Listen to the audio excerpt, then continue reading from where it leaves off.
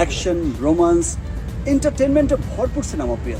শাকিব খান এবং ঈদা পাল আবার কি জুটি বাঁধতে পারে এমন প্রশ্ন উঠেছে এখন সোশ্যাল মিডিয়ায় গণমাধ্যমের নানা মনের মানুষের। কারণ সাম্প্রতিক গণমাধ্যমে জানা গিয়েছে শাকিব খানের সাথে আবারও চুক্তিবদ্ধ হয়েছেন বরবাদ খ্যাত পরিচালক মেহেদী হাসান হৃদয়। বরবাদ সিনেমাকে নিয়ে একটু কথা বলতেই হয়, যে সিনেমাতে আমরা শাকিব খানকে দেখেছি একজন বিশাল ক্ষমতাশালী, টাকা পয়সা বিগ শটের সন্তান এবং তার বাবা তাকে অনেক বেশি ভালোবাসে। শাকিব খান মাল খায়, যা ইচ্ছা তাই করে, দেশের কোনো পোর্শনে তোয়াক্কা করে না। যে গল্পটা আসলে বাস্তব জীবনের সাথে মিলাতে গেলে একটু সমস্যা হয়, তবে দিন শেষে গল্পটি বেশ জমে উঠেছিল। সব থেকে বড় কথা, সেখানে ইদ্দেকা পাল প্রথমে ঢুকে একজন ইনোসেন্ট গার্ল হিসাবে হঠাৎ করে তার চরিত্র পরিবর্তন হওয়ার বিষয়গুলো দর্শকদেরকে আরো আকর্ষণ করেছে, কারণ তার অভিনয় স্কিল ছিল দুর্দান্ত।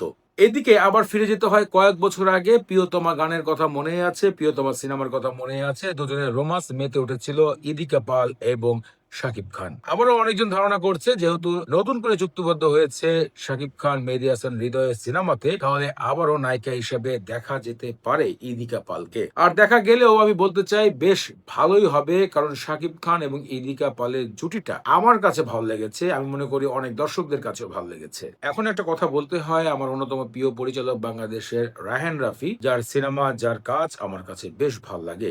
তার সাথে শাকিব খান দ্বিতীয়বারের মতন চুক্তিবদ্ধ হন তাণ্ডব সিনেমায়, যেখানে শাকিব খানের বিপরীতে সাবিলা নূরকে নিয়ে আসা হয়। যদিও আমার কাছে এই জুটিটা একদমই ভালো লাগেনি, তবে তাণ্ডবের গল্প যখন শেষ হয় এবং বোঝানো হয় যে আসলে শাকিব খান মন গড়া গল্প শুনিয়েছে, আসলে সেখানে সে ছিল না, অন্য একজন ছিল, অ্যাটস একটা বিষয় দিয়ে শেষ পর্যন্ত গল্পটাকে ফিনিশ করতে পেরেছে রায়হান রাফি। অ্যাকচুয়ালি শাকিব খানের সাথে সাবিলা নূরের জুটি আমার কাছে কখনোই পছন্দ নয় এবং ভালো লাগেনি।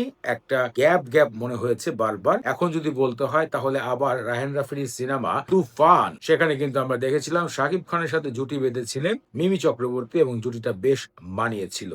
শুধু তাই নয়, সেখানে জুটি বেঁধেছিল নাবিলা রহমান। তো আবার ফিরে আসি মেহেদী হাসান হৃদয়ের সেই গল্পতে, যেখানে অনেকজনই ধারণা করছেন শাকিব খানের সাথে এবার জুটি বাঁধার সম্ভাবনা রয়েছে ইদিকা পালের। আমি মনে করি হ্যাঁ, দুজনকে জুটি বাঁধার সময় একটা জিনিসই মাথায় রাখতে হবে, যেমন শাকিব খান তার ফিডব্যাক দিয়ে যাচ্ছে, তার অভিনয় দক্ষতা প্রকাশ করছে, তার বিপরীতে থাকা সেই আর্টিস্টেরও যেন সেরকম ফিডব্যাক থাকা দরকার, সেরকম অভিনয় স্কিল জানা দরকার। অ্যাটস একটা বিষয়। শুধু সুন্দর হলে যে নায়িকা হতে হয় এমন কিন্তু কথা নয়। নায়িকা হতে গেলে সুন্দরের থেকে মুখ্য বিষয় তার অভিনয় স্কিল, এবং সেই অভিনয় স্কিল দুর্দান্ত পারফরমেন্স প্রকাশ করেছে ইতিমধ্যে ইদিকা পাল। আর আমি মনে করি ওপার বাংলার মেয়ে হলেও ওপার বাংলায় সিনেমায় যতটুকু তার দক্ষতা প্রকাশ করতে সক্ষম না হয়েছে, তার থেকে বেশি এই বাংলায় তিনি তার দক্ষতা প্রকাশ করতে পেরেছেন। তো দর্শক, অনেক কথাই বলে ফেললাম। সাম্প্রতিক বিষয়টি আমার মাথায় আসলো, সোশ্যাল মিডিয়াতেও দেখলাম। আমি মনে করি শাকিব খান এবং ইদিকা পালের জুটিটা আবার আনা হোক এবং নেক্সট সিনেমায় মেহেদী হাসান হৃদয় তার গল্প, আচ্ছা যেটাই আর বলার দরকার নেই, মানে গল্প সুন্দর হোক এবং তার সাথে তিনি ধুমধারাক্কা আবার একটা সিনেমা উপহার দিক। ঈদের দর্শকরা মেতে উঠুক আনন্দে তার সিনেমার সাথে। আজকে এখানে শেষ করছি।